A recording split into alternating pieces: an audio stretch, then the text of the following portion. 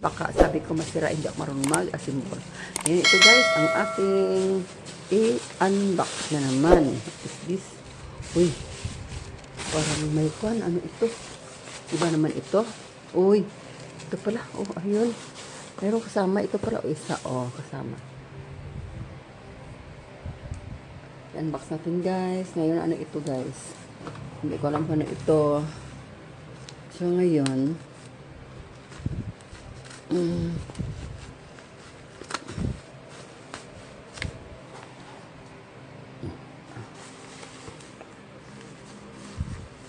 so, hindi ko muna buksan ha. O, sandali lang. Ito muna. Tignan ko.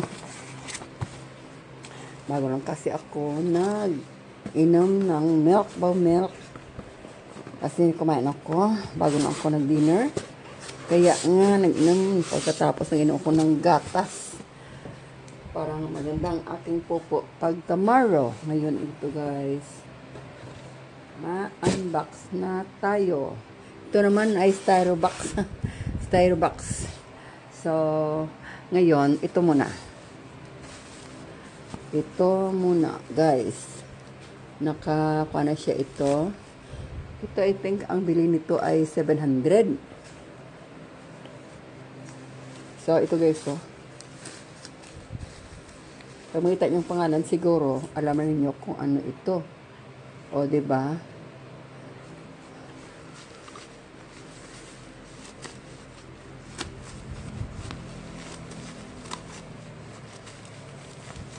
Yan. Alam niyo guys kung ano ito guys. Oh, 'di ba? Diba? Oh, ayun, plastic oh.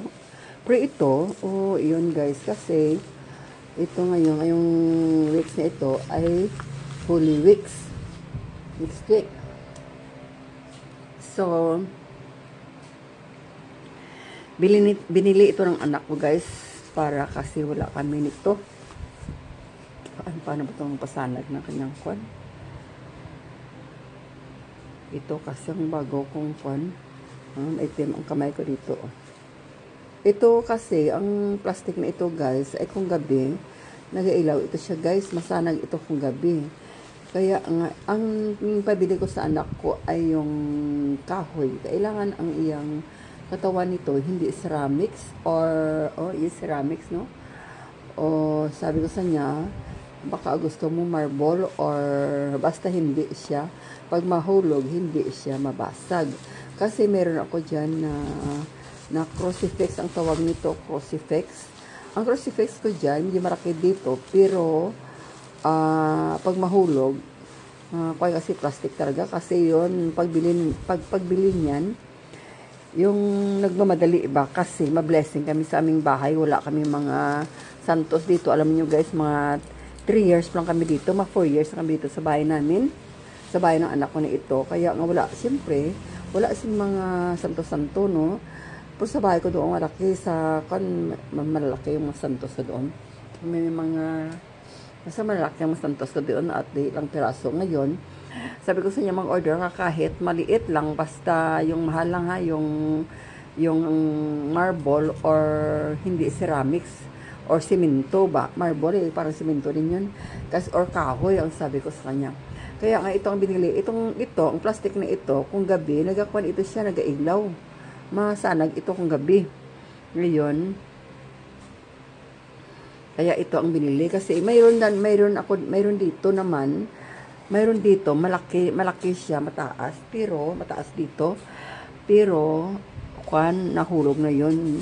Kaya naputo lang kanyang paa. Kaya nga, scotch o glue ko na lang para nga magkuhan siya. Kasi, yun, madali lang yung order yun. Parang mayroon lang kami santos. Pagdating ng blessing, ng pari, mayroon kaming altar. Maliit na altar ba? Ngayon, ang isang last week, hindi ko ito, iwan ko na ba, na-unbox ito. Ito naman guys, ang in-order namin. Dalawa ito, isa sa kanya, isa din sa akin dito. Sa bahay, sabi ko, Holy Week na. Ito ay mayroon siyang eyebrow. May eyebrow ba? Maliit ito siya guys. Parang isang dangkal. Malaba-laba lang sa aking kamay. Yun. Kasi gusto ko, pag Black Saturday, ang tawag sa amin dito ng Katoliko, mayroon ako na ipa-bisingan na mga santo ba. Kasi mayroon din ako dito malaking kwadro na bigay sa kwan na parang Jesus Christ. Binigay yun ng kwan ng kumare ko, pero bigay yun ng Merrimart Mall, may-ari. Kasi ang may-ari ng Merrimart Mall, kumare ng aking balai. Ngayon, binigay sa akin kasi ang aking balai ay baptist, kaya binigay niya sa akin. Pero ang asawa niya ng balai ko ay katoliko. Pero nang mapatay ang kanyang asawa, binigay sa akin ang santos na yun. At parang gold, mabigat yun. Ang nabigay yung may-ari ng Merrimart Mall dito sa Iloilo City. At yun, kaya mayroon ako doon santos and then crucifix. Ito naman guys, ito naman isa guys, nga ito ay ginpa-order ko. In-order ko to sa anak ko. Mabilhan ako talaga. Kailan pa ito? Na-remind ko ang anak ko kasi marami siya. Ang ganda. Kan siya. Parang siya, mabigat siya kasi parang bato ba. Kaya sa anak ko, sabi ko, kahit maliit lang, basta, hindi ba mabasag ba? Parang bato siya kasi mabigat siya. Mabigat siya. Itong santos na ito guys, ito ay santos. Ito ay patron ng Oton. Ito ay, ang pangalan nito ay Nuestra Señora de Nuestra Immaculada Concepcion. Nuestra Immaculate Conception ito guys. Ito guys, ang santos ito guys, mayroon sa snake o inapakan niya ang ahas. Itong santos ito guys ay patron ng Oton. Ang story nito kasi ang Oton at ang aming barangay na Barok sa Tigbawan, parang 2 kilometers lang away ang Oton sa aming barangay. Kaya noon, time na parang grade 2, grade 1 ako guys, ang story nito, parang grade 2, grade 1 ako guys, itong santos nito guys, itong Immaculate Conception na patron, itong Santos, malaki yun ang nagatayo doon sa simbahan na ngayon ng Oton, sa tuktok ng simbahan o sa bubong ng simbahan. Doon guys nakatayo ito ang santos na ito. Noon, sometime na yun, parang grade 2 ako, anong year yun, ginlipat ang santos, malaki kasi siya ginlipat ang santos ito guys sa sunod na banwa, like siguro parang sa San Joaquin, sa ilipat. Ginkarga nito siya guys sa isa kanyang sasakyan. Hindi ko alam kung anong sasakyan to, kung bagon, kung ano. Basta yan ang istorya ng aking nanay, ng mga dyan, yan ang istorya ang narinig ko doon sa amin, sa Oton. Ngayon, nung time na yon, grade 2 ako, may bad news. May bad news naman kasi malapit kami sa dagat lang, siguro mga 50 meters away lang kami sa dagat, sa baybay. Ngayon, may story na sa radyo na mayroon daw darating na tidal wave. Tidal wave. Kaya lahat kami guys, naglipat sa bukid, sa tuktok, sa Banglid. Ang tawag hills ba or plateau. Basta mataas yun na sa aming sa aming mayroon sa takas-takas ang tawag no, sa Banglid, no? Tawag sa Banglid or parang parang hills or plateau doon sa unahan sa aming mayroon dyan. Kaya doon kami nagpunta. Mataas yun sa aming lugar. Kaya nga doon kami naglipat guys. May dala kami madamit namin. Siyempre, kung ang tawag sa Ilonggo guys, nagbakwit. Nagbakwit kami, naglayas kami doon sa aming nga bahay. Papunta sa Banglid na yun, parang kasi may darating daw na tidal wave. Ngayon, may istorya naman. Pagdala ng Mr. Señora, ito yung karga, ito siya sa bagon. Pagkarga ito sa kanya sasakyan, dalhin sa parang San Joaquin. Noong nagalakad na ang sasakyan niya, hindi, maya-maya napatay ang motor, hindi makasigi lakad ang sasakyan kasi parang mabigat, parang hindi yan kaya ang santos kasi malaki, and then nagapatay ang motor, hindi siya nagasira ang sasakyan. Pag ipaandaron, sira siya, hindi sa maglakat. So ngayon, ang ginawa nila kasi hindi maglakad ang sasakyan, hindi mag-andar.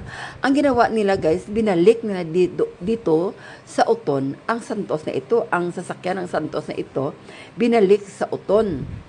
Ngayon, nang ibalik na sa Uton ang sasakyan, ang Santos na ito binalik na sa Uton, nag-andar guys ang sasakyan mabilis man. Pero nang noong inapapunta pa lang siya doon, may andar siya, may patay, may ilayo naman ang Uton sa San Joaquin, malayo. Kaya ang ginawa nila, binalik nila sa Uton kasi patay palagi ang motor. Yan ang istorya ni Immaculate Conception. Ngayon, nung time na yon nga din news nga mayroon tidal wave sa amin, ang ginawa, naglayas kami. Alam nyo guys, ito ay miracle. Ito guys, ang ginawa niya. Kung kaya nga ito ang ginkuhan mo, kasi miracle ito nga Santos. Ngayon, nakita nyo ang kamay niya, gumaganon ang kamay niya. Doon siya nakaharap ang iyang image ito sa may papuntang San Joaquin, no? Doon ang tawag, South o North. South sa Antique. Bagatnan, Aminhan. Ang Bagatnan, hindi ko alam kung ano si English ng Bagatnan, kung South or East. Ngayon, nagaganon ang kamay ng Santos na ito doon sa harap sa papuntang San Joaquin. No? Noong mag-tidal wave sa guys, yung ang posisyon ng Santos, ganito, nagharap na sa gaharap na sa dagat. Ito ang posisyon niya. Dagat, ito siya guys. Ganito ang posisyon niya guys. So, naglibot ang Santos, hindi na sa imbes sa ang kanyang harap dito sa San Joaquin, doon siya naglibot doon siya sa nakita ng mga tao ang Santos na ito nakaharap sa dagat, kumini nga ginpastop niya ang tidal wave, ang tidal wave ba, ginpastop niya ang tubig na hindi magpahigad. Yan ang miracle na ginawa niya. Ngayon, naglipat kami sa mataas na bundok. Wala, natuloy yun ang pag-aga, umuwi kami. Hindi natuloy yung tidal wave. And then, nakita nila ang Santos nakaharap doon sa baybay.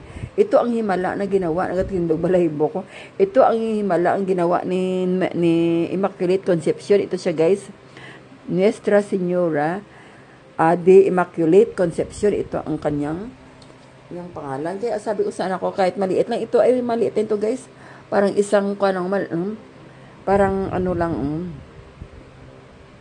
parang siguro mga karate lang sa yun, tatlo sila yun.